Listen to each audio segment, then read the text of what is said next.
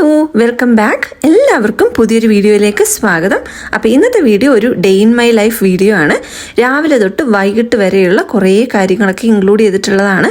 ഈ വീഡിയോ കണ്ടിട്ട് ശരിക്കും എനിക്കൊരു കുക്കിംഗ് വീഡിയോ ആണോ എന്ന് പോലും സംശയം തോന്നിയൊരു വീഡിയോ ആണ്. ഇന്ന് എൻ്റെ ഒരു ഫ്രണ്ട്, എൻ്റെ ക്ലാസ്മേറ്റ് വരുന്നുണ്ട്.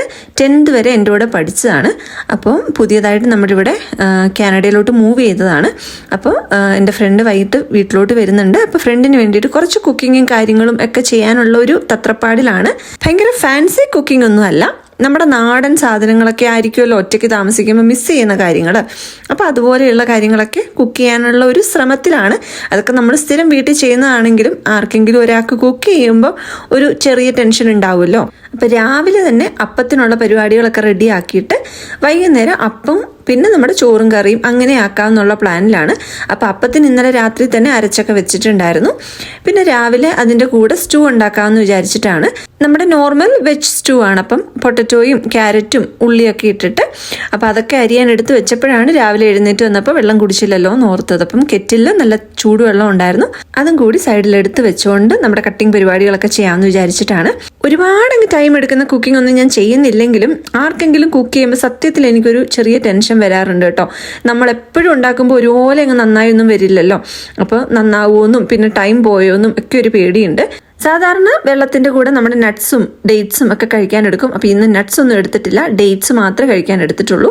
പഴയ പാക്കറ്റിനകത്ത് ആകെ 2-3 ഉണ്ടായിരുന്നുള്ളൂ. അപ്പോൾ അതെടുത്ത് കളഞ്ഞിട്ട് പുതിയൊരു പാക്കറ്റ് പൊട്ടിച്ചെടുക്കുകയാണ്. ഇത് പണ്ട് വരുന്നത് 1 കിലോയുടെ പാക്കറ്റായിരുന്നു. ഞാൻ നാട്ടിലൊക്കെ പോയ സമയത്ത് ഇത് 1 കിലോയുടെ പാക്കറ്റായിരുന്നു. ഇപ്പോൾ ഇത് 1.25 കിലോയുടെ പാക്കറ്റ് ആക്കിയിട്ടുണ്ട്. അപ്പോൾ അവർ വിലയും കുറച്ച് കൂട്ടിയിട്ടുണ്ട്. പക്ഷേ എന്നാലും 1.25 കിലോ ഉണ്ടല്ലോ. ഇത് പിറ്റഡ് ഡേറ്റ്സ് ആണ്. അപ്പോൾ നമുക്ക് കുരു കളയുക അങ്ങനത്തെ പരിപാടിയൊന്നുമില്ല, ഓർഗാനിക് ഡേറ്റ്സ് ആണ്. ഇത് കോസ്കോയിൽ നിന്നാണ് വാങ്ങിക്കുന്നത്. ഇതിനകത്ത് നോ ആഡഡ് ഷുഗർ എന്നൊക്കെ എഴുതിയിട്ടുണ്ട്. പക്ഷെ നമുക്ക് ആവശ്യത്തിന് അത്യാവശ്യം നല്ല മധുരമുണ്ട്. ഇത് നമ്മുടെ സിപ്ലോക്ക് ബാഗ് പോലെ തിരിച്ച് സീൽ ചെയ്ത് വെക്കാൻ പറ്റുന്ന ബാഗിനകത്തുമാണ് വരുന്നത്. ഞാനിത് തിരിച്ച് സീൽ ചെയ്തിട്ട് ഒരു ടിന്നിനകത്ത് ഇട്ടിട്ടാണ് വെക്കുന്നത്. അപ്പോൾ നല്ല സോഫ്റ്റ് ആയിട്ട് ഇരുന്നോളും. ഇത് നല്ല സോഫ്റ്റ് ആയിട്ടുള്ള ഡേറ്റ്സ് ആണ്. പിന്നെ ഒരുപാട് എയറൊക്കെ കയറി കഴിഞ്ഞാലാണ് അത് കല്ല് പോലെ കട്ടിയായിട്ട് പോകുന്നത്. നമ്മുടെ പൊട്ടറ്റോ ക്യാരറ്റ് ഒക്കെ സാധാരണ ഒരു പാനിലിട്ട് കുക്ക് ചെയ്യാൻ പാകത്തിന് കട്ട് ചെയ്ത് കഴിഞ്ഞപ്പോഴാണ് എനിക്ക് സമയം പോയോ എന്നൊക്കെ തോന്നിയിട്ട് കുക്കറിൽ വെക്കാമെന്ന് വിചാരിച്ചത്. കുക്കറിൽ വെക്കാനായിരുന്നെങ്കിൽ കുറച്ചും കൂടി വലിയ പീസായിട്ട് കട്ട് ചെയ്താൽ മതിയായിരുന്നു. പക്ഷെ എന്തായാലും കുക്കറിൽ വെക്കാനുള്ള പ്ലാൻ. ഇപ്പോൾ കുക്കറിൽ കുറച്ച് വെളിച്ചെണ്ണയാണ് ഒഴിച്ചിട്ടുണ്ടായിരുന്നത്. അതിനകത്തൊരു കുറച്ച് ഹോൾ സ്പൈസസ് ഒക്കെ ആഡ് ചെയ്ത് കൊടുത്തു. കുറച്ച് ഇഞ്ചി ചെറുതായിട്ട് കട്ട് ചെയ്തതും ഒരു സവാളയും കൂടി കട്ട് ചെയ്തത് ആഡ് ചെയ്ത് കൊടുത്തു. ഉപ്പും കറിവേപ്പിലയും കൂടി ആഡ് ചെയ്തിട്ട് നന്നായിട്ടൊന്ന് വഴറ്റിയെടുക്കണം. ഉള്ളി വഴണ്ട് വന്ന് കഴിയുമ്പോൾ അതിനകത്തോട്ട് നമ്മുടെ ക്യാരറ്റും പൊട്ടറ്റോയും കൂടെ കട്ട് ചെയ്തത് ആഡ് ചെയ്ത് കൊടുക്കുക. ഞാൻ പൊട്ടറ്റോയെക്കാട്ടിൽ ഇത്തിരി കുറവാണ് ക്യാരറ്റ് എടുത്തിട്ടുള്ളത്. എന്നിട്ടത് നന്നായിട്ടൊന്ന് വഴറ്റിയെടുത്തിട്ട് ഞാൻ പച്ചമുളക് ആഡ് ചെയ്യാൻ മറന്നുപോയതാണ്. അത് നമുക്ക് ഉള്ളിയുടെ കൂടെ തന്നെ ആഡ് ചെയ്യായിരുന്നു. അപ്പോൾ പച്ചമുളകും കൂടി ചേർത്ത് കൊടുത്തിട്ടുണ്ട്. ഇനി ഇതിനകത്തോട്ട് കുറച്ച് കുരുമുളക് പൊടിയും ഗരം മസാലയും മാത്രമേ ഞാൻ പൊടിയായിട്ട് ആഡ് ചെയ്യുന്നുള്ളൂ. പിന്നെ ഓൾറെഡി ഉപ്പ് ആഡ് ചെയ്തിട്ടുണ്ടല്ലോ. അത് നന്നായിട്ടൊന്ന് മിക്സ് ചെയ്തിട്ട് ജസ്റ്റ് കവർ ചെയ്ത് കിടക്കാൻ പാകത്തിനുള്ള വെള്ളം ഒഴിച്ചിട്ട് ഒരൊറ്റ വിസിലൊന്ന് കുക്ക് ചെയ്തെടുത്താൽ മതി. കുക്കറിൽ ഉള്ളൊരു പ്ലാൻ ഇല്ലാത്തത് കൊണ്ട് കട്ട് ചെയ്തപ്പോൾ ഇത്തിരി ചെറുതായിപ്പോൾ, ഇല്ലെങ്കിൽ ഇച്ചിരി കൂടി വലുതായിട്ട് കട്ട് ചെയ്താൽ മതിയായിരുന്നു. ഇന്നലെ തന്നെ നമ്മുടെ അപ്പത്തിൻ്റെ മാവൊക്കെ അരച്ചു വെച്ചിട്ടുണ്ടായിരുന്നു. അതൊക്കെ നല്ല പൊങ്ങി അടിപൊളിയായിട്ട് സെറ്റായിട്ട് ഇരിക്കുന്നുണ്ട്. എപ്പോഴും ഞാൻ ഒരേ റെസിപ്പി തന്നെയാണ് ഫോളോ ചെയ്യാറുള്ളത്. അത് ഞാൻ പല വീഡിയോസിലും മുമ്പ് ഷെയർ ചെയ്തിട്ടുള്ളത് കൊണ്ടാണ് ഇവിടെ ഇൻക്ലൂഡ് ചെയ്യാത്തത്. എനിക്ക് എപ്പോഴും തന്നെ നല്ല പെർഫെക്റ്റ് ആയിട്ട് കിട്ടുന്ന റെസിപ്പിയാണ്. കപ്പി കാച്ചൽ പരിപാടികളൊന്നുമില്ല. അപ്പോൾ വേണമെങ്കിൽ 2ആയിട്ടൊന്ന് ഡിവൈഡ് ചെയ്തിട്ട് ആവശ്യമുള്ള മാവിൽ മാത്രം ചേർത്താൽ മതി. ഞാനിപ്പം വൈകുന്നേരം കൂടി എടുക്കാനുള്ളതായതുകൊണ്ട് മൊത്തത്തിൽ കുറച്ച് ഉപ്പും പഞ്ചസാരയും കൂടി ചേർത്തിട്ട് ഒന്ന് ഇളക്കി വെക്കുന്നുണ്ട്. എന്നിട്ട് ഒരു 10 മിനിറ്റ് കഴിയുമ്പോഴത്തേക്ക് വീണ്ടും അതൊന്നും കൂടി ഒന്ന് പൊങ്ങി വരുമ്പോൾ എടുത്തിട്ട് നമുക്ക് അപ്പം ചുട്ടെടുക്കാം. അപ്പം ഞാൻ എപ്പോഴും വലിയ പാത്രത്തിൽ തന്നെയാണ് അരച്ച് വെക്കാറ്. എന്നാലും നമ്മുടെ ഈ ചൂടൊക്കെ അനുസരിച്ചിട്ട് ചിലപ്പോൾ ഓവറായിട്ട് പൊങ്ങിപ്പോയാലോ എന്ന് വിചാരിച്ചിട്ടാണ് താഴെ ഒരു പാത്രം കൂടെ വെച്ചിട്ടുണ്ടായിരുന്നത്. അപ്പോൾ അത് കുറച്ച് ലൂസ് കുറവുള്ളതായിട്ട് തോന്നി. അപ്പോൾ അതുകൊണ്ട് കുറച്ച് പാൽ ആഡ് ചെയ്യുന്നുണ്ട്. തേങ്ങാപ്പാലായിരിക്കും ബെസ്റ്റ്. പക്ഷെ ഞാൻ എപ്പോഴും തന്നെ നമ്മുടെ സാധാരണ പാല് ഫ്രിഡ്ജിൽ നിന്ന് എടുത്തിട്ട് ആഡ് ചെയ്യുക ചെയ്യുന്നത്. അതുകൊണ്ട് പ്രത്യേകിച്ച് ഒരു കുഴപ്പമില്ല, നന്നായിട്ട് തന്നെ വരും. അപ്പോൾ അപ്പമൊക്കെ നല്ല സെറ്റായിട്ട് പെർഫെക്റ്റ് ആയിട്ട് വരുന്നുണ്ട്. ഈ ഒരു അപ്പത്തിൻ്റെ റെസിപ്പിയുടെ ലിങ്ക് ഞാൻ ഡിസ്ക്രിപ്ഷനിൽ കൊടുക്കാം. അപ്പോൾ ട്രൈ ചെയ്ത് നോക്കാത്തവരാണെങ്കിൽ ട്രൈ ചെയ്ത് നോക്കുക. നമുക്ക് പെട്ടെന്ന് അരച്ചെടുക്കാനും പറ്റും. കപ്പി കാച്ചൽ പരിപാടികളൊന്നുമില്ല. നല്ല സോഫ്റ്റ് ആയിട്ടുള്ള, എന്നാൽ സൈഡൊക്കെ നല്ല ക്രിസ്പി ആയിട്ട് വരുന്ന അപ്പമായിട്ട് വരും. എന്നെ സംബന്ധിച്ചിടത്തോളം ഒരു ഫെയിൽ പ്രൂഫ് റെസിപ്പിയാണ്. എപ്പോഴും തന്നെ നല്ല സെറ്റായിട്ട് വരാറുണ്ട്.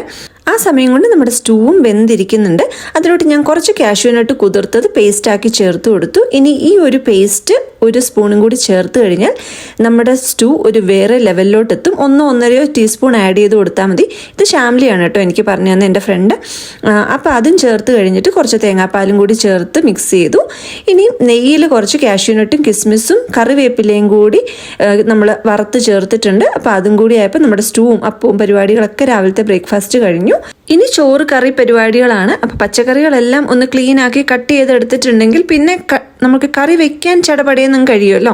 അപ്പോൾ കഴിഞ്ഞ ദിവസമാണ് ഗ്രോസറി വാങ്ങിച്ചുകൊണ്ട് വന്നിട്ടുണ്ടായിരുന്നത്. അപ്പോൾ നേരത്തെ കട്ടൊന്നും ചെയ്ത് വെച്ചിട്ടില്ല.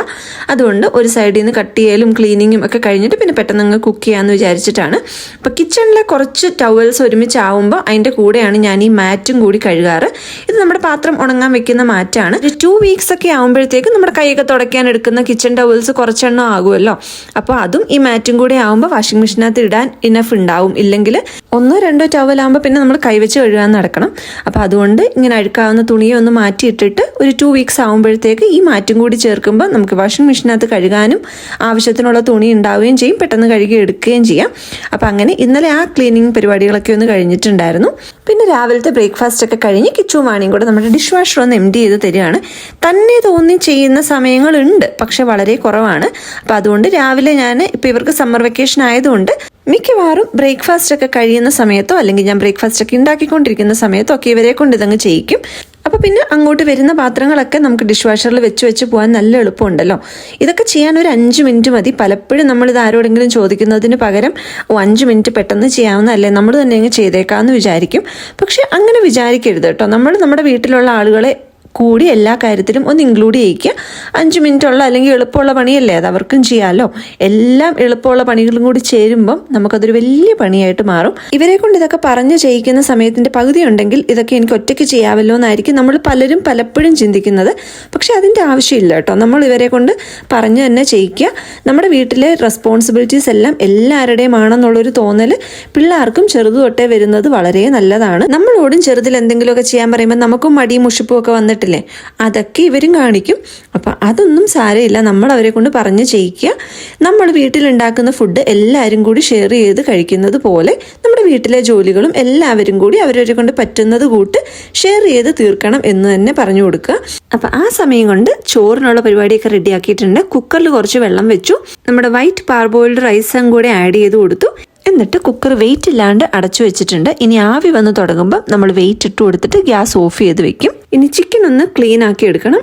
അപ്പോൾ കുറച്ച് വിനീഗർ ഒഴിച്ച് ഒരു 10 മിനിറ്റ് വെച്ചിട്ട് കുറച്ച് ഉപ്പും കൂടി ഇട്ട് ഒന്ന് കഴുകി എടുക്കാൻ വേണ്ടിയിട്ടാണ്. അപ്പോൾ ഇതാ ഒരു 10-15 മിനിറ്റ് കൊണ്ട് തന്നെ നമ്മുടെ കുക്കറിനകത്തുനിന്ന് ആവി വന്ന് തുടങ്ങിയിട്ടുണ്ട്.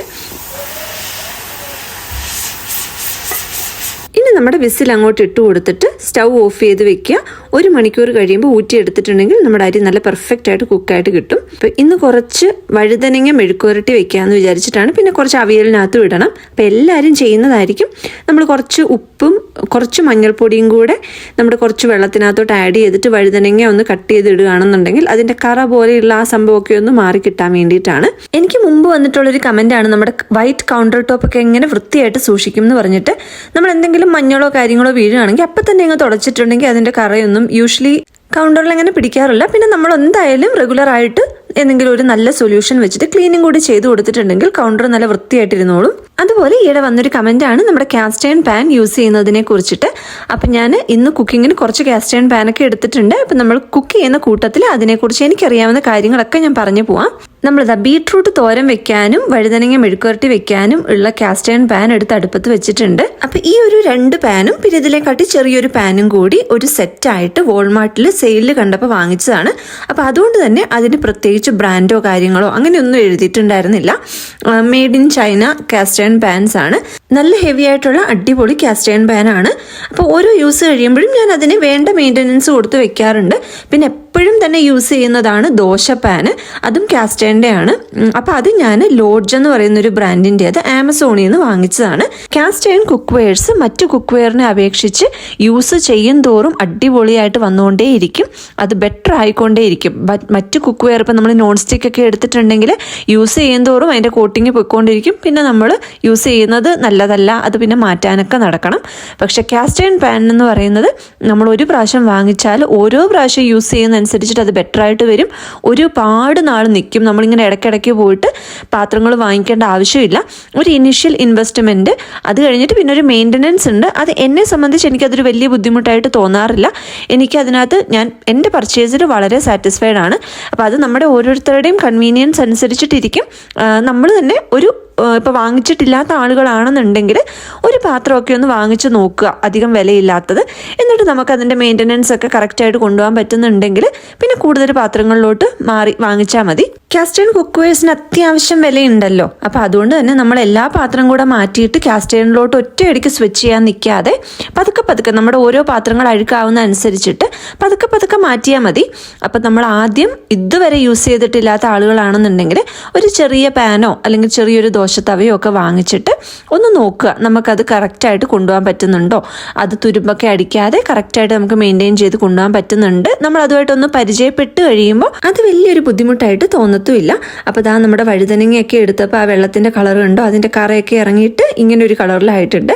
അപ്പം നമ്മുടെ ചിക്കൻ കുറച്ച് നേരം മുമ്പ് വിനാഗിരി ഇട്ട് വെച്ചിട്ടുണ്ടായിരുന്നല്ലോ, അപ്പോൾ അതൊക്കെ ഒന്ന് മാറ്റിയിട്ട് ഇനി ഉപ്പിട്ട വെള്ളത്തിനകത്ത് ഒരു 5 മിനിറ്റ് കൂടെ വെച്ചിട്ട് നന്നായിട്ടൊന്ന് കഴുകി എടുക്കാൻ വേണ്ടിയിട്ടാണ്. ഉപ്പും വിനാഗിരിയൊക്കെ ഇട്ട് കഴുകി നല്ല വെള്ളമൊക്കെ വാലാൻ വെച്ചിട്ട് എടുക്കുമ്പോൾ നമ്മുടെ ചിക്കനൊക്കെ നല്ല കഴുകി കുട്ടപ്പനായിട്ട് കിട്ടും. അപ്പോൾ കാസ്റ്റ് അയൺ പാനിൻ്റെ ടോപ്പിക്കിൽ നിന്ന് മാറിപ്പോയതല്ല. ഇനി ഈ വീഡിയോയുടെ അങ്ങോട്ട് വീണ്ടും കാസ്റ്റ് അയൺ പാൻ യൂസ് ചെയ്യുന്ന സമയത്ത് ഞാൻ ഡീറ്റെയിൽ ആയിട്ട് ബാക്കി കാര്യങ്ങളൂടെ പറയാമേ.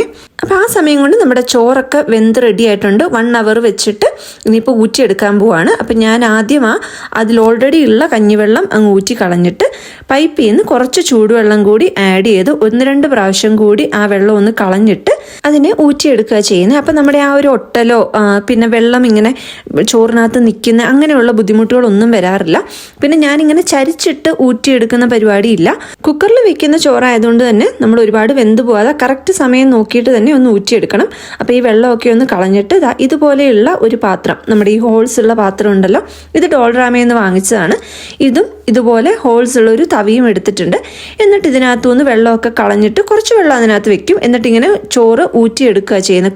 കോരി എടുത്തിട്ട് വെള്ളം കളഞ്ഞിട്ട് മറ്റേ ഹോൾസ് ഉള്ള വലിയ പാത്രത്തിലോട്ട് ഇട്ട് കൊടുക്കുകയാണ് ചെയ്യുന്നത്. അപ്പോൾ അതിനകത്തുനിന്ന് ബാക്കി വെള്ളം കൂടെ വാർന്ന് പൊയ്ക്കോളും. എന്നിട്ട് എല്ലാം ഊറ്റി കഴിഞ്ഞിട്ട് ഞാൻ ഈ പ്രഷർ കുക്കറിൻ്റെ മുകളിലോട്ട് തന്നെ അതിനെ ഒന്ന് ചരിച്ചു വെക്കും. അപ്പോൾ വെള്ളം എല്ലാം പോയിട്ട് സെറ്റായിട്ടിരിക്കും. 1-2 ദിവസം ഇരുന്നാലും ഈ ചോറിന് വലിയ ബുദ്ധിമുട്ടുകളൊന്നും ഉണ്ടാവാറില്ല കേട്ടോ. അപ്പോൾ തോരനും മെഴുക്കുരട്ടിയും ഒക്കെ റെഡി ആയിട്ടുണ്ട്. ഇനി പെട്ടെന്നൊരു അവിയൽ വെക്കാനുള്ള പരിപാടിയാണ്. കുറച്ച് വെജിറ്റബിൾസ് ഇല്ലാത്തത് ഇപ്പോൾ കട്ട് ചെയ്തെടുത്തു. പിന്നെ കുറച്ചൊക്കെ ഫ്രോസൺ ആയിട്ട് വാങ്ങിച്ച വെജിറ്റബിൾസ് ആണ്. അതിൻ്റെ കൂടെ ഞാൻ ഫ്രഷ് ആയിട്ട് വാങ്ങിക്കുന്ന വെജിറ്റബിൾസ് ഫ്രോസൺ ആക്കി വെച്ചതുകൊണ്ട്. അപ്പോൾ ഈയിടെ വന്നൊരു കമൻറ്റാണ് ഫ്രോസൺ ആക്കി വെച്ചപ്പോൾ അഴുക്കായി പോയി എന്ന് പറഞ്ഞിട്ട്. അതെനിക്ക് അറിയില്ലടാ എന്താണെന്ന്. ചിലപ്പോൾ നമ്മൾ കഴുകിയിട്ട് ആ വെള്ളത്തോടു കൂടി വെള്ളം വെച്ചിട്ടാണോ എന്നറിയില്ല. ഞാൻ എപ്പോഴും ചെയ്യുന്നത് നമ്മുടെ ക്ലീൻ ആക്കിയിട്ട് കഴുകിയിട്ട് വെള്ളം പോയതിന് ശേഷം കട്ട് ചെയ്തിട്ട് ഫ്രീസ് ചെയ്ത് വെക്കുക ചെയ്യുന്നത്. അല്ലാണ്ട് കട്ട് ചെയ്തിട്ട് കഴുകാറില്ല കേട്ടോ. അതുപോലെ കഴുകി വെള്ളത്തോടു കൂടി ഫ്രീസ് ചെയ്ത് വെക്കരുത്. കട്ട് ചെയ്തിട്ട് കഴുകാൻ പോകണ്ട കേട്ടോ. പിന്നെ ആ വെള്ളമയവും ചിലപ്പോൾ ഉണ്ടാവും. അപ്പോൾ അതുകൊണ്ട് വൃത്തിയാക്കിയിട്ട് നന്നായിട്ട് കഴുകുക.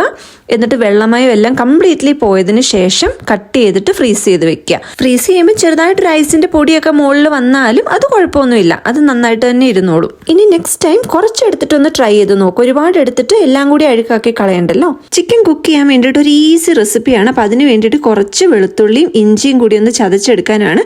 അപ്പോൾ നമ്മുടെ ഇടികല്ലിനകത്ത് ഇഞ്ചി വെളുത്തുള്ളി ആഡ് ചെയ്തിട്ട് ഇതൊരു യോഗേർട്ടിൻ്റെ കണ്ടെയ്നറിൻ്റെ അടപ്പാണ്. ഇത് ഒരുപാട് വർഷം 2019 എങ്ങാണ്ട് കട്ട് ചെയ്ത് വെച്ചതാണ്. ഇടയ്ക്ക് യൂസ് ചെയ്യുമ്പം അത് കഴുകി മാറ്റി വെക്കും.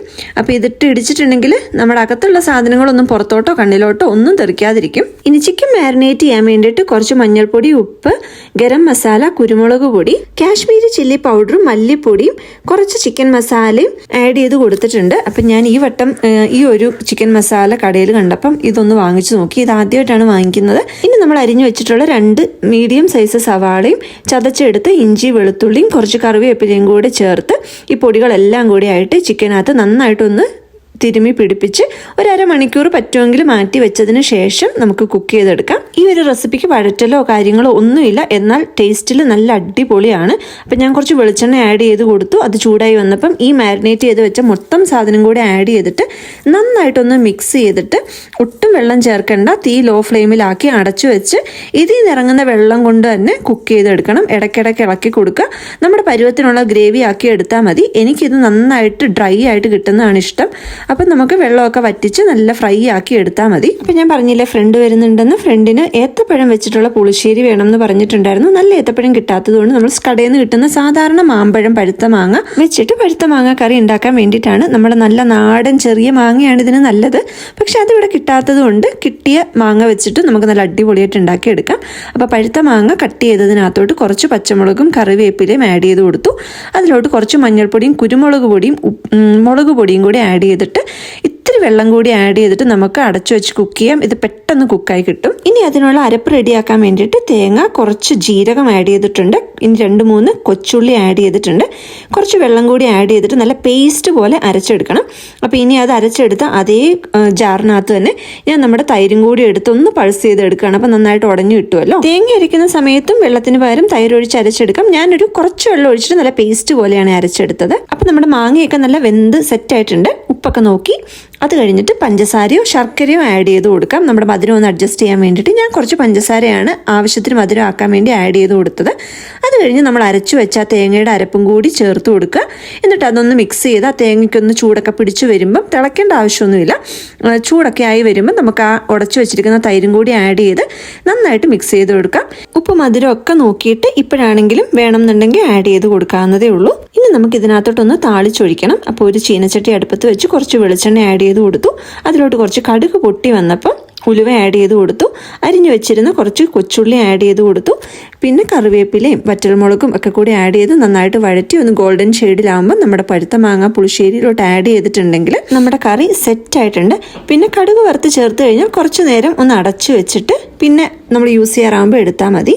അയ്യോ എന്തൊരു ടേസ്റ്റാണെന്നറിയോ, നല്ല അടിപൊളിയാണ്. ഉറപ്പായിട്ടും ട്രൈ ചെയ്ത് നോക്കണേ. നല്ല ടേസ്റ്റിയാണ്. ഈ റെസിപ്പി അങ്ങോട്ട് ഫോളോ ചെയ്താൽ മതി. ഇനി കുറച്ച് മീനും കൂടി ഒന്ന് ഫ്രൈ ചെയ്തെടുക്കാനുണ്ട്. അപ്പം നമ്മുടെ കോസ്കോയിൽ നിന്ന് വാങ്ങിക്കുന്ന സാൽമൺ ആണിത്. ഇത് ഇങ്ങനെ ഫില്ലയാണ്.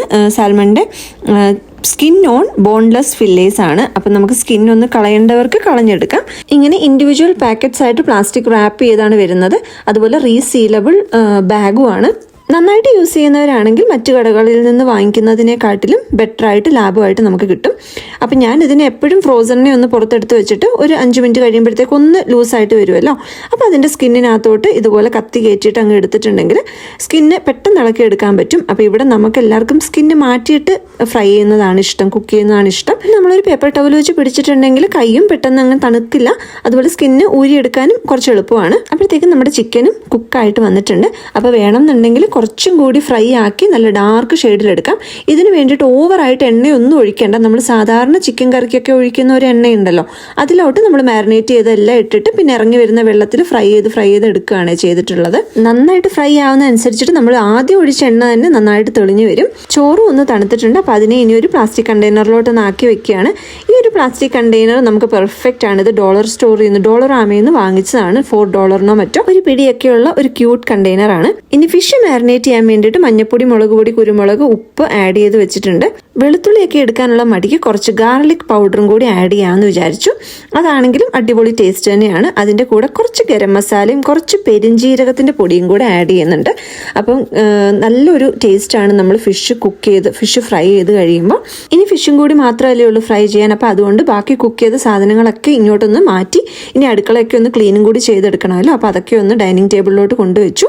ഇനി ഫിഷും കൂടി ഒന്ന് ഫ്രൈ ചെയ്യാൻ എടുത്ത് വെച്ചിട്ട് ബാക്കി ക്ലീനിങ് പരിപാടികളും കൂടി സൈഡിൽ കൂടി അങ്ങ് ചെയ്ത് പോകാമെന്ന് വിചാരിച്ചിട്ട് കുക്ക് ചെയ്യുന്ന സമയത്ത് നമ്മൾ ഓരോ പാത്രങ്ങളായിട്ട് സൈഡിൽ നിന്ന് കഴുകി പോകുന്നുണ്ടായിരുന്നു. ഇല്ലെന്നുണ്ടെങ്കിൽ എല്ലാം കൂടി കിടന്നിട്ട് പിന്നെ നമുക്ക് ഇരട്ടി പണിയാവും. അപ്പം ഓരോ പാത്രങ്ങൾ എടുക്കുന്ന അനുസരിച്ചിട്ട് നമ്മളതങ്ങ് ക്ലീൻ ചെയ്ത് പോവുക. അതുപോലെ റീയൂസ് ചെയ്യാൻ പറ്റുന്ന പാത്രങ്ങളുണ്ടെങ്കിൽ റീയൂസ് ചെയ്യുക. അപ്പം ഞാൻ ഈ കാസ്റ്റ് അയൺ പാൻ നമുക്കിനിയും മയക്കിയൊക്കെ വെക്കണമല്ലോ, എണ്ണയൊക്കെ പുരട്ടി വെക്കണം. അപ്പം ഞാൻ അതുകൊണ്ട് തോരൻ ഉണ്ടാക്കിയ പാനിൽ തന്നെ അതിനെ ഒന്ന് ജസ്റ്റ് ചെറുതായിട്ട് ക്ലീൻ ചെയ്തിട്ട് അതിൽ തന്നെയാണ് ഫിഷും കൂടി വറുത്തെടുക്കുന്നത്. അപ്പോൾ വെളിച്ചെണ്ണയൊക്കെ ഒഴിച്ചിട്ട് ഫിഷ് എല്ലാം ഒന്ന് ഫ്രൈ ചെയ്യാനായിട്ട് വെക്കുന്നുണ്ട്. ഇനി ബാക്കി കിടന്ന കുറച്ച് പാത്രങ്ങളും കൂടി ഒന്ന് കഴുകി എടുക്കാനുണ്ട്. അപ്പോൾ കാസ്റ്റ് അയൺ പാന് നമ്മൾ ചൂടോടെ കൊണ്ടുവന്നിട്ട് വെള്ളം ഒഴിച്ച് കഴുകാൻ എടുക്കരുത്. അതൊന്ന് ആറാനായിട്ട് വെക്കുക. എന്നിട്ട് ആറിയതിന് ശേഷം നമ്മൾ കഴുകിയെടുക്കുന്നതാണ് എപ്പോഴും നല്ലത്. അതുപോലെ എന്തെങ്കിലും ഒന്ന് താഴെ പിടിച്ചിട്ടുണ്ടെങ്കിൽ അത് ആറിയതിന് ശേഷം നമ്മളൊന്ന് വെള്ളം ഒഴിച്ച് വെച്ച് കഴിയുമ്പോൾ അതിൻ്റെ താഴെ പിടിച്ചിരിക്കുന്നതൊക്കെ ഒന്ന് സോഫ്റ്റ് ആവും. അതിന് ശേഷം നമ്മൾ കഴുകിയെടുക്കുക. അല്ലാണ്ട് ഒരുപാട് നമ്മൾ ഈ റഫായിട്ടുള്ള അലൂമിനിയം സ്ക്രബും ഒക്കെ ഇട്ട് ഉരച്ച് കഴുകാതിരിക്കുക. നമ്മൾ സോഫ്റ്റ് ആയിട്ടുള്ള സ്ക്രബ് വെച്ച് തന്നെ നമ്മൾ നോൺ സ്റ്റിക്ക് പാത്രങ്ങളൊക്കെ കഴുകിയെടുക്കുന്നത് പോലെ ഒന്ന് മയത്തിലാണ് യൂഷ്വലി ഞാൻ കഴുകിയെടുക്കാറ്. നമ്മൾ ഫിഷോ ചിക്കനോ അങ്ങനെ എന്തെങ്കിലുമൊക്കെ കുക്ക് ചെയ്ത് കഴിയുമ്പോൾ അത്യാവശ്യം നന്നായിട്ടൊന്ന് സോപ്പിട്ട് കഴുകേണ്ടി വരും. അല്ലാണ്ട് നമ്മൾ സ്ഥിരമായിട്ട് ദോശ ഉണ്ടാക്കുന്ന പാനൊക്കെ ഉണ്ടല്ലോ, അതൊന്ന് തുടച്ചു വെക്കുകയോ അല്ലെങ്കിൽ ചെറുതായിട്ട് മൈൽഡായിട്ടുള്ളൊരു സോപ്പൊക്കെ ഇട്ടൊന്ന് കഴുകിയിട്ട് തുടച്ചു വെച്ചാൽ തന്നെ നല്ല വൃത്തിയായിട്ടിരുന്നോളും. പിന്നെ ഇന്ന് ഫിഷും ചിക്കനും ഒക്കെ എടുത്താലേ അപ്പോൾ വേസ്റ്റൊക്കെ പുറത്തൊന്നുകൊണ്ട് കളഞ്ഞു. പിന്നെ നമ്മുടെ കൗണ്ടറൊക്കെ തുടയ്ക്കുന്ന തുണി വെയിലൊക്കെ ഉള്ളതുകൊണ്ട് പുറത്തൊന്ന് ഉണക്കാൻ ഇട്ടിട്ടുണ്ടായിരുന്നു. അപ്പോൾ അതൊക്കെ എടുത്തത് അകത്തിനി കയറി ക്ലീനിങ് പരിപാടിയാണ്. അപ്പോൾ നമ്മൾ പെട്ടെന്ന് കുറച്ച് സൊല്യൂഷനൊക്കെ ഒഴിച്ചിട്ട് നമ്മുടെ കുക്കിംഗ് റേഞ്ചൊക്കെ ഒന്ന് തുടച്ചെടുക്കുകയാണ്. കുറച്ചൊരു ഉടായ്പ പരിപാടിയാണെന്ന് വേണമെങ്കിൽ പറയാം. എല്ലാം എടുത്ത് മാറ്റിയുള്ള ക്ലീനിങ് ഒന്നുമല്ല, സൈഡിൽ കൂടെ പതുക്കെ ഒന്ന് അഡ്ജസ്റ്റ്മെൻറ്റ് ക്ലീൻ ആക്കി അങ്ങ് പോവുകയാണ്. കുക്ക് ചെയ്യുമ്പോൾ എന്തെങ്കിലുമൊക്കെ വീണിട്ടുണ്ടെങ്കിൽ കൈകൊള്ളാതെ മാറ്റാൻ പറ്റുന്നതൊക്കെ ഒന്ന് മാറ്റി പോവുക. കരിഞ്ഞു പിടിച്ചു കഴിഞ്ഞാലാണ് പിന്നെ ഇത് മാറ്റാൻ കുറച്ചും കൂടി ബുദ്ധിമുട്ടാവുക. കുക്കിംഗ് റേഞ്ചിന്റെ പരിപാടിയൊക്കെ കഴിഞ്ഞപ്പം ഇനി കൗണ്ടർ ഒന്ന് തുടച്ചെടുക്കാൻ വേണ്ടിയിട്ടാണ്. ഓൾമോസ്റ്റ് ക്ലീൻ ആണ്. ഞാൻ നനഞ്ഞ തുണിയൊക്കെ വെച്ചിട്ടൊന്ന് തുടച്ചെടുത്തിട്ടുണ്ടായിരുന്നു. ഇനി ഈ പൈൻ സോള് ജസ്റ്റ് ഒന്ന് അതിലോട്ടൊന്ന് ഡ്രോപ്പ് ചെയ്തിട്ട് നമ്മൾ തുടയ്ക്കുകയാണെന്നുണ്ടെങ്കിൽ നല്ലൊരു സ്മെല്ല് നമ്മുടെ കൗണ്ടറിലും കിച്ചണിലും ഒക്കെ നിൽക്കും. അപ്പം ഞാൻ നമ്മുടെ നോർമൽ പൈൻ സോള് തന്നെയാണ് വാങ്ങിക്കുന്നത്. ലാവൻഡർ സെൻറ്റുള്ള പൈൻ സോള് ഞാൻ വാങ്ങിച്ചിട്ടുണ്ട്. പക്ഷെ എനിക്ക് ആ ഒറിജിനൽ പൈൻ സോളിൻ്റെ സ്മെല്ല് തന്നെയാണ് കൂടുതൽ ഇഷ്ടമായത്. നമ്മുടെ കൗണ്ടർ തുടയ്ക്കാനും തറ തുടയ്ക്കാനും സിങ്ക് കഴുകാനും ഒക്കെ നല്ല അടിപൊളിയാണ്. നല്ലൊരു സ്മെല്ല് നിൽക്കും. നമ്മൾ രാത്രിയിലൊക്കെ കഴുകിയിട്ടിട്ട് പോയിട്ടുണ്ടെങ്കിൽ രാവിലെ ആണെങ്കിലും ആ സ്മെല്ല് നിൽക്കും. അതുപോലെ ഞാൻ നമ്മുടെ വേസ്റ്റ് ബിന്നൊക്കെ ഉണ്ടല്ലോ, അത് ക്ലീൻ ആക്കിയിട്ട് തുടയ്ക്കാനും ഇത് വെച്ചിട്ട് യൂസ് ചെയ്യാറുണ്ട്. നല്ലതാണ്. പൈൻ സോളിൻ്റെ തന്നെ 1-2 ഡ്രോപ്പ് എടുത്തിട്ട് നമ്മുടെ ഡൈനിങ് ടേബിളും അതിൻ്റെ ചെയറും ഒക്കെ ഒന്ന് വൈപ്പ് ചെയ്ത് എടുക്കുന്നുണ്ട്. അപ്പം നമ്മുടെ ആ ഒരു സ്മെല്ല് എല്ലായിടവും നിൽക്കും. നല്ലൊരു സ്മെല്ലാണ്. ഒരുപാട് ഇങ്ങനെ കുത്തി കയറുന്ന പോലത്തെ സ്മെല്ലും അല്ല. 1, 2, 3 ഡ്രോപ്പ് എടുത്താൽ മതി. ഒരുപാടായി കഴിഞ്ഞു കഴിഞ്ഞാൽ എന്ത് സാധനമാണെങ്കിലും അത് നല്ലതല്ലല്ലോ. ചെറിയൊരു വേസ്റ്റ് ബിന്ന് ഞാൻ നമ്മുടെ കൗണ്ടറിൻ്റെ മുകളിൽ വെക്കുന്നതുണ്ട്. പിന്നെ നമ്മുടെ സിറ്റിയിൽ നിന്ന് വന്ന വേസ്റ്റ് ബിന്നും ഉണ്ട്. നമ്മുടെ ഫുഡ് വേസ്റ്റ് ഇടുന്നത് അതും പൈൻ സോൾ ഇട്ട് കഴുകി പുറത്ത് ഡെക്കിലോട്ടൊന്ന് ഉണങ്ങാനായിട്ട് വെച്ചിട്ടുണ്ട്. നമ്മൾ യൂസ് ചെയ്ത് മാറ്റിയിട്ടുള്ള പഴയ സ്ക്രബുകൾ ഉണ്ടല്ലോ, അതാണ് ഞാൻ നമ്മുടെ സിങ്ക് കഴുകാനായിട്ട് യൂസ് ചെയ്യാറ്. അതുപോലെ തന്നെ ഐക്യെന്ന് വാങ്ങിച്ചിട്ടുള്ളൊരു ബ്രഷും വെച്ചിട്ടുണ്ട്. അപ്പോൾ സിങ്കും കൂടി നമ്മുടെ പൈൻ സോൾ തന്നെ ഇട്ട് കഴുകാൻ വേണ്ടിയിട്ടാണ്. ഫിഷും ചിക്കനും ഒക്കെ ഇന്ന് സിങ്കിൽ കഴുകിയതാണല്ലോ. ചിലപ്പോൾ എന്തെങ്കിലും ലെമൺ സെൻ്റ് ഉള്ള ഏതെങ്കിലും ലിക്വിഡ് യൂസ് ചെയ്യും. അല്ലെന്നുണ്ടെങ്കിൽ ഈ പൈൻ സോൾ വെച്ചിട്ട് കഴുകിയാലും നല്ല സ്മെല്ലാണ്. സിങ്കിൽ നമ്മൾ കുറച്ച് നാളെ ആയുള്ളൂ ഈ ഒരു നെറ്റിൻ്റെ ഈ ഒരു സംഭവം ഇട്ടിട്ട്. അപ്പം നമ്മൾ കറക്റ്റ് മെഷർമെൻറ്റ് നോക്കി വാങ്ങിച്ചാൽ മതി. നല്ല അത്യാവശ്യം ക്വാളിറ്റി ഉള്ളത് നോക്കി വാങ്ങിക്കുക. ഇത് അത്യാവശ്യം ക്വാളിറ്റി ഉണ്ട്. ഇതിൻ്റെ ആ ഒരു തിക്നെസ് ഒക്കെ നല്ലതാണ്. ഇത് ഞാൻ ടീമൂന്ന് വാങ്ങിച്ചതാണ്. ഇത് കാരണം നല്ല അടുത്ത നെറ്റുമാണ്, കട്ടിയുമുണ്ട്. അപ്പോൾ ഒട്ടും തന്നെ വേസ്റ്റ് നമ്മുടെ സിങ്കിനകത്തോട്ട് പോകത്തില്ല. പിന്നെ നമുക്കത് എടുത്തങ്ങ് ഡിസ്പോസ് ചെയ്താൽ മതിയല്ലോ. അല്ലെങ്കിൽ ഈ വേസ്റ്റ് ഒക്കെ ആ ഒരു വാട്ടർ പൈപ്പിൽ പോയിട്ട് സ്റ്റക്ക് ആവാനുള്ള ചാൻസ് ഉണ്ട്. അപ്പോൾ ഈ നെറ്റിലോട്ട് വേസ്റ്റ് വരുന്ന അനുസരിച്ചിട്ട് നമ്മളതങ്ങ് ഡിസ്പോസ് ചെയ്ത് ക്ലീൻ ആക്കി വെച്ചിട്ടുണ്ടെങ്കിൽ നമ്മുടെ സിങ്ക് നല്ല ചക്കരക്കുട്ടനായിട്ട് കുട്ടപ്പനായിട്ടിരിക്കും. ഇനി നമുക്ക് കാസ്റ്റ് അയൺ പാനിൻ്റെ ബാക്കി പരിപാടിയിലോട്ട് കിടക്കാം. അപ്പോൾ അതിനെ ഒന്ന് എണ്ണയൊക്കെ പുരട്ടി വെക്കണം. ഞാൻ യൂസ് ചെയ്യുന്നത് നമ്മുടെ നല്ലെണ്ണയാണ്. വെളിച്ചെണ്ണ യൂസ് ചെയ്യാറില്ല. നല്ലെണ്ണയാണ് എപ്പോഴും തന്നെ അതിനെ ചൂടാക്കി പുരട്ടി വെക്കാൻ വേണ്ടിയിട്ട് യൂസ് ചെയ്യാറ്. കാസ്റ്റ് അയൺ പാൻ മെയിൻറ്റെയിൻ ചെയ്യുന്നതിനകത്ത് ഒരു ബുദ്ധിമുട്ടെന്ന് പറയുന്നത് നമ്മൾ കഴുകി അതിനെ കമത്തി മറ്റു പാത്രങ്ങൾ പോലെ വെച്ചിട്ടുണ്ടെങ്കിൽ അതിനകത്ത് തുരുമ്പടിക്കും. അപ്പോൾ അതുകൊണ്ട് എനിക്ക് ഇതുപോലെ എണ്ണ പുരട്ടി വെക്കാൻ പറ്റുന്ന ഒരു പരുവത്തിലാണ് ഞാൻ അതിനെ കഴുകാറ്. അപ്പോൾ അതുവരെ അത് ആറി സെറ്റായിട്ടിരിക്കും. എന്നിട്ട് അതിനെ കഴുകിയിട്ട് അപ്പം തന്നെ നമ്മളത് നന്നായിട്ടൊന്ന് തുടച്ച് നന്നായിട്ട് അതിനെ ചൂട് പിടിപ്പിക്കുക. ചൂട് പിടിച്ച് കഴിയുമ്പോൾ തന്നെ അതിനകത്ത് വെള്ളമയമൊക്കെ വറ്റി ഒന്ന് ചെറുതായിട്ട് പുക വന്ന് തുടങ്ങും. ഓവറായിട്ട് അങ്ങ് പുക വരണം എന്നില്ല. അപ്പോൾ അതിനകത്ത് വെള്ളമൊക്കെ വറ്റിയതിന് ശേഷം നമ്മൾ ഇതുപോലെ ഒരു ബ്രഷ് എടുത്തിട്ട് അതിനകത്തോട്ട് എണ്ണയൊന്ന് തേച്ച് കൊടുത്താൽ മതി. ഇനി ആറിയതിന് ശേഷം ബാക്ക് സൈഡിലും കൂടി എണ്ണയൊക്കെ പുരട്ടി എല്ലാ സൈഡിലും പാൻ ഫുള്ളായിട്ട് എണ്ണ പുരട്ടിയിട്ട് ഒന്ന് ആറിയതിന് ശേഷം നമ്മളെടുത്ത് സ്റ്റോർ ചെയ്താൽ മതി. എണ്ണ പുരട്ടുന്ന സമയത്ത് പൂളായിട്ട് എണ്ണ ഒഴിച്ചു വെക്കരുത്. ചെറിയ ഒരു ലെയർ മാത്രം എണ്ണയൊന്ന് തൂത്തു കൊടുത്താൽ മാത്രം മതി. അത് നല്ലെണ്ണ യൂസ് ചെയ്യുന്നതാണ് നല്ലത്. ഇനി എന്തെങ്കിലും ഓവറായിട്ടുള്ള എണ്ണ പറ്റിയിട്ടുണ്ടെന്നുണ്ടെങ്കിൽ നമ്മളൊരു പേപ്പർ ടവലോ തുണിയോ എടുത്തിട്ട് അതൊന്ന് ബാക്കി തുടച്ച് മാറ്റി വെക്കുക. ഇനി പേപ്പർ ടവൽ യൂസ് ചെയ്യണ്ടെന്നുണ്ടെങ്കിൽ നമുക്കിതിന് വേണ്ടിയിട്ട് ഡെഡിക്കേറ്റഡ് ആയിട്ടൊരു തുണി അങ്ങ് മാറ്റി വെച്ചാൽ മതി. അപ്പോൾ അത് തന്നെ എപ്പോഴും യൂസ് ചെയ്യാം. അപ്പോൾ ആദ്യമായിട്ടൊക്കെ കാസ്റ്റ് അയൺ പാൻ യൂസ് ചെയ്യുന്നവർക്ക് ഉണ്ടാവാൻ പോകുന്നൊരു ബുദ്ധിമുട്ടെന്ന് പറയുന്നത് നമ്മൾ മറ്റു പാത്രങ്ങൾ പോലെ പാത്രങ്ങൾ കഴുകി നമ്മുടെ ജോലി ഒതുക്കും. അത് കഴിഞ്ഞത് കുറച്ച് നേരം ഇരുന്നതിന് ശേഷമായിരിക്കും നമുക്ക് ഇതുപോലെ എണ്ണ വരട്ടാനുള്ള സൗകര്യമൊക്കെ ഉണ്ടാവുക. അപ്പോഴത്തേക്ക് അതിനകത്ത് തുരുമ്പടിക്കും. അത് കാണുമ്പോൾ നമുക്കൊരു ബുദ്ധിമുട്ടാവും. അതിൻ്റെ കോട്ടിങ് പോകും. അതുകൊണ്ട് കുക്ക് ചെയ്ത് കഴിഞ്ഞ് കഴിഞ്ഞാൽ അതിനെ അവിടോട്ട് മാറ്റി വെക്കുക. വെക്കുക, അത് ആറട്ടെ. നമുക്ക് ഇങ്ങനെ എണ്ണ പുരട്ടാനുള്ള ഒരു സമയമൊക്കെ ഉണ്ടാവുമല്ലോ, ആ സമയമാകുമ്പോൾ അതിനെ കഴുകിയെടുത്ത് ബാക്കി പരിപാടികൾ ചെയ്ത് ആറുന്ന മുറയ്ക്ക് എടുത്തങ്ങ് സ്റ്റോർ ചെയ്ത് വെച്ചാൽ മതി. അപ്പോൾ അങ്ങനെ ചെയ്യുന്നുണ്ടെങ്കിൽ നമുക്ക് ഈ മെയിൻ്റനൻസ് ഒരു വലിയൊരു പണിയായിട്ട് തോന്നത്തില്ല. നേരത്തെ കഴുകി വെച്ച് തുരുമ്പടിച്ചൊക്കെ കഴിയുന്നത് കാണുമ്പോഴാണ് നമുക്കൊരു സങ്കടവും ബുദ്ധിമുട്ടും ഒക്കെ തോന്നുക. അപ്പോൾ ഇങ്ങനെ അങ്ങ് ചെയ്തു പോയിട്ടുണ്ടെങ്കിൽ മെയിൻ്റനൻസ് ഒരു വലിയ ബുദ്ധിമുട്ടായിട്ട് വരില്ല കേട്ടോ. ഇനി ബാക്ക് സൈഡിൽ നമുക്ക് ചൂടോടോ ചൂടാറിയിട്ടോ ഒക്കെ എണ്ണ പുരട്ടിയിട്ട് ആറി കഴിയുമ്പം എടുത്ത് സ്റ്റോർ ചെയ്യാമേ. കുക്കിങ്ങിൻ്റെ ആ ഒരു സ്മെല്ലൊക്കെ ഒന്ന് പോകാൻ വേണ്ടിയിട്ട് കുറച്ച് എസെൻഷ്യൽ ഓയിലും കൂടി ഒന്ന് ഡിഫ്യൂസറിനകത്തോട്ട് ഒഴിക്കുകയാണ്. അപ്പോൾ നമ്മൾ ഈ സെൻറ്റഡ് ക്യാൻഡിൽസ് ഒക്കെ കത്തിക്കുന്നതിലും നല്ലത് ഇതുപോലെയുള്ള നാച്ചുറൽ ആയിട്ടുള്ള എസെൻഷ്യൽ ഓയിൽസ് യൂസ് ചെയ്യുന്നത് തന്നെയാണ് കേട്ടോ. ഇന്നലെ നമ്മൾ പാത്രം ഉണക്കുന്ന മാറ്റിൻ്റെ കൂടെ കുറച്ച് കിച്ചൺ ടവൽസും കൂടി കഴുകിയിട്ടുണ്ടായിരുന്നു. ഇനി അതിനെയൊക്കെ ഒന്ന് എടുത്ത് സ്റ്റോർ ചെയ്ത് വെക്കണം. അപ്പം ഞാൻ ഇതുപോലുള്ള ബാസ്ക്കറ്റിനകത്താണ് നമ്മുടെ കിച്ചൺ ടവൽസും അതുപോലെ കൗണ്ടർ തുടയ്ക്കുന്ന തുണിയും ഒക്കെ സ്റ്റോർ ചെയ്ത് വെക്കുന്നത്. അപ്പോൾ അത് നിങ്ങളെ കൂടി ഒന്ന് കാണിച്ചു തരാമെന്ന് വിചാരിച്ചിട്ട് എടുത്തുകൊണ്ട് വന്നതാണ്. രണ്ടും ചെറുതായിട്ട് മടക്കിയിട്ട് നമ്മുടെ ബാസ്ക്കറ്റിൽ ഒന്ന് വെച്ചിട്ടുണ്ടെന്നുണ്ടെങ്കിൽ എടുക്കാനും നല്ല എളുപ്പമാണ്, നല്ല ഒതുങ്ങിയിരിക്കുകയും ചെയ്യും. കൗണ്ടർ തുടയ്ക്കാനായിട്ട് എല്ലാം നല്ല മൈക്രോ ഫൈബർ ക്ലോത്താണ് യൂസ് ചെയ്യുന്നത്. അത് കനേഡിയൻ ടയറിൽ സെയിലിൽ കണ്ടപ്പോൾ വാങ്ങിച്ചതാണ്. എല്ലാം ഒറ്റ കളറാണ്, ഗ്രേ ആണ്. പല കളറിലുള്ളത് വാങ്ങിക്കാൻ നോക്കിയിട്ട് അത് സെയിലില്ലാത്തത് കൊണ്ട് സെയിലുള്ളത് നോക്കി അങ്ങ് വാങ്ങിച്ചു. കളർ ഏതായാലും ലുക്കിലല്ലല്ലോ വർക്കിലല്ലേ കാര്യം. പിന്നെ ഈ പാത്രം കഴുകുന്ന സ്ക്രബ് എൻ്റെ ഒരു വീക്ക്നെസ് ആണ്. ഞാൻ ഡോളറാമയെന്നാണ് റെഗുലറായിട്ട് വാങ്ങിക്കാറുള്ളത്. പക്ഷേ ഈ പ്രാവശ്യം വോൾമാർട്ടിൽ അത് സെയിലിൽ കണ്ടപ്പം വിനീതും ഒരു പാക്കറ്റ് വാങ്ങിച്ചുകൊണ്ട് വന്നു.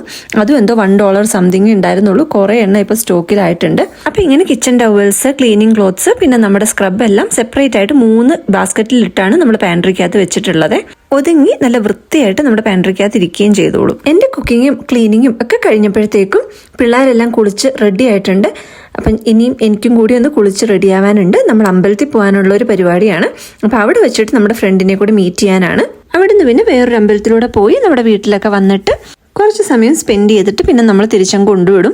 ആളിപ്പോൾ കാനഡയ്ക്ക് വന്നിട്ട് ഒരു 3-4 മാസം ആയിട്ടുള്ളൂ. അതുകൊണ്ട് കാറൊന്നും എടുത്തിട്ടില്ല. ലൈസൻസിൻ്റെ പരിപാടികളൊക്കെ ഒരു സൈഡിൽ കൂടെ സ്റ്റാർട്ട് ചെയ്ത് തുടങ്ങിയിട്ടേ ഉള്ളൂ. നമ്മൾ ചെയ്യുന്ന കുറേ കാര്യങ്ങളൊക്കെ പിള്ളേർ കണ്ടുപഠിക്കും എന്ന് പറയുന്നത് വളരെ ശരിയാണ്. ഇന്ന് ഞാൻ അടുക്കളയിലും താഴത്തെ ഫ്ലോറിലും ഒക്കെ ബിസി ആയതുകൊണ്ട് വാണി നമ്മുടെ ബെഡ്റൂം ഒക്കെ വിരിച്ച് നല്ല കുട്ടപ്പനാക്കി ഇട്ടിട്ടുണ്ട്. പിന്നെ ഇപ്പം മുടി ചെയ്യത് വാഷ്റൂമിന്റെ ഫ്ലോറിൽ വീണതൊക്കെ വാക്യൂം ക്ലീനർ എടുത്തുകൊണ്ട് വന്ന് തന്നെത്താനെ ഒന്ന് ക്ലീൻ ചെയ്യുന്നുണ്ട്. കോഡ്ലെസ് വാക്യൂം ആയതുകൊണ്ട് തന്നെ പിള്ളേർക്കാണെങ്കിലും യൂസ് ചെയ്യാനായിട്ട് ഇത് നല്ല കൺവീനിയന്റ് ആണ്. ഡിസംബറിൽ ഈ ക്രിസ്മസ് ടൈമും ബോക്സിംഗ് ഡേയും ഒക്കെ വരുമ്പോഴത്തേക്ക് നല്ലൊരു സെയിൽ വരുമല്ലോ. അങ്ങനെ കനേഡിയൻ ടയറിൽ സെയിൽ വന്ന സമയത്ത് ഷാർക്ക് എന്ന് പറയുന്ന ഒരു ബ്രാൻഡിന്റെ ആണ്. അങ്ങനെ വാങ്ങിച്ചു വെച്ചൊരു വാക്യൂം ക്ലീനറാണ്. അങ്ങനെ ഞാനും ഒന്ന് കുളിച്ച് റെഡി ആയിട്ടുണ്ട്. ഇത്രയും നേരം നല്ല ചിരിച്ചോണ്ട് നിന്ന പ്രകൃതിയാണ് ഇപ്പം നല്ല വികൃതി ആയിട്ടുണ്ട്. കാറ്റും മഴക്കോളും ഒക്കെ ആയിട്ട് അതൊക്കെ ഒന്ന് മാറുമ്പോഴത്തേക്കും ഒന്ന് റെഡി ആയിട്ട് ഇരിക്കാമെന്ന് വിചാരിച്ചു. അപ്പോൾ ഈ നിവ്യയുടെ ബോഡി ക്രീമാണ് ഇപ്പം യൂസ് ചെയ്യുന്നത്. നല്ല ഒരു മൈൽഡ് സെന്റ് ആണ്. നമുക്ക് പല സെന്റ് അവൈലബിൾ ആണ്. ഇത് ഞാൻ നോഫ്രിൽസിൽ നിന്ന് വാങ്ങിച്ചതാണ്. നോഫ്രിൽസിലും സൂപ്പർ സ്റ്റോറിലും വോൾമാർട്ടിലും ഒക്കെ കിട്ടും. ആവശ്യത്തിന് തിക്നെസ് ഒക്കെയുള്ള നല്ലൊരു ബോഡി മോയ്സ്ചറൈസിങ് ലോഷൻ ആണ്. അപ്പോൾ ഇത് ഞാൻ സെയിലിൽ കണ്ട സമയത്ത് നോഫ്രിൽസിൽ നിന്ന് വാങ്ങിച്ചതാണ്. അതുപോലെ ഈ ഒരു വാച്ച് കുറേ വർഷം പഴയതാണ്. ഒരു 2010-11 ടൈമിൽ എൻ്റെ ബ്രദർ എനിക്ക് വാങ്ങിച്ചു തന്ന വാച്ചാണ്. അപ്പോൾ കഴിഞ്ഞ വർഷം നാട്ടിൽ പോയ സമയത്ത് വർക്ക് ചെയ്യാത്ത വാച്ചെല്ലാം നാട്ടിലെടുത്തുകൊണ്ട് പോയി ബാറ്ററിയൊക്കെ മാറ്റി. ഇതിൻ്റെ ഗ്ലാസ് ഒക്കെ കുറച്ചിങ്ങനെ മൂടൽ പിടിച്ചതുപോലെയായിരുന്നു. പക്ഷെ മാറ്റാൻ മടിയായിട്ട് ഇരിക്കുമ്പോഴാണ് എൻ്റെ കയ്യിൽ നിന്ന് താഴെ വീണ് പൊട്ടി. പിന്നെ അങ്ങനെ മാറ്റേണ്ടി വന്നു. ഇപ്പം നല്ല ബ്രാൻഡ് ന്യൂ പോലെ ആയിട്ടുണ്ട്. ഒരുങ്ങിയെല്ലാം റെഡിയായി പോകാറായപ്പോഴത്തേക്കും നല്ല കാറ്റും ഒക്കെ ആയിട്ടുണ്ട് പുറത്ത്. പിന്നെ ഇവിടുത്തെ വെതർ ഒട്ടും വിശ്വസിക്കാൻ കൊള്ളൂല. ഞാൻ ഈയിടെ ഹെയിലൊക്കെ പെയ്തതിൻ്റെ ഒരു ഷോർട്ട് വീഡിയോ ആയിട്ട് ഇട്ടിട്ടുണ്ട്. അപ്പം നമുക്കൊന്നും പറയാൻ പറ്റൂലല്ലോ. അപ്പോൾ അതൊക്കെ ഒന്ന് ശാന്തമായിട്ട് പുറത്തോട്ട് പോകാമെന്ന് വിചാരിച്ചിട്ട് ഒന്ന് വെയിറ്റ് ചെയ്യുന്ന സമയത്ത് കിച്ചു വാണി ഒഴിവ് സമയം ആനന്ദകരമാക്കിയിട്ടുണ്ട്.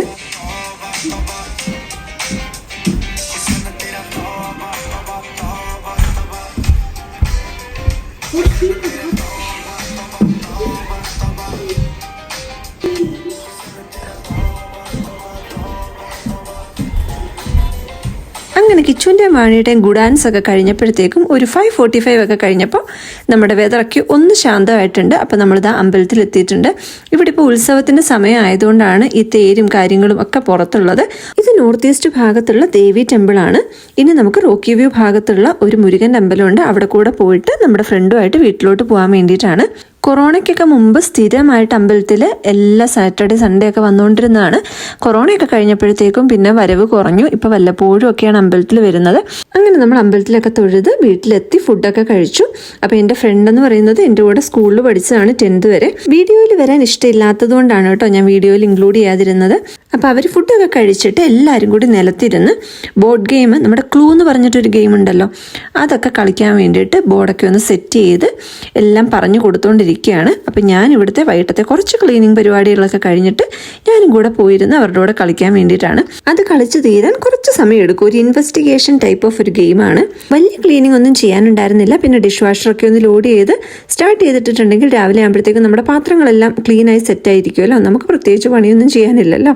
ഞാനൊരു ക്ലീനിങ് ടാബ്ലറ്റ് ഒക്കെ എടുത്ത് വന്നപ്പോഴത്തേക്കും വിനീത് അതിനകത്ത് ഓൾറെഡി ക്ലീനിങ് ടാബ്ലറ്റ് ഒക്കെ വെച്ച് സെറ്റാക്കി വെച്ചിട്ടുണ്ടായിരുന്നു. അപ്പോൾ പിന്നെ ജസ്റ്റ് ബാക്കി പാത്രങ്ങളൂടെ ഒന്ന് ആഡ് ചെയ്ത് അതൊന്ന് ഓണാക്കിയാൽ മാത്രം മതിയായിരുന്നു. അവരെല്ലാവരും ആ ലിവിംഗ് റൂമിലെ നിലത്തിരുന്ന് ഓൾറെഡി ഗെയിമൊക്കെ സ്റ്റാർട്ട് ചെയ്തിട്ടുണ്ട്. ഇനി ഞാൻ പോയ പോക്കിൽ ഏതെങ്കിലും ഒരു ടീമിലോട്ട് അങ്ങ് ജോയിൻ ചെയ്തിട്ടുണ്ടെങ്കിൽ പിന്നെ ബാക്കി കളിച്ചാൽ മതിയല്ലോ.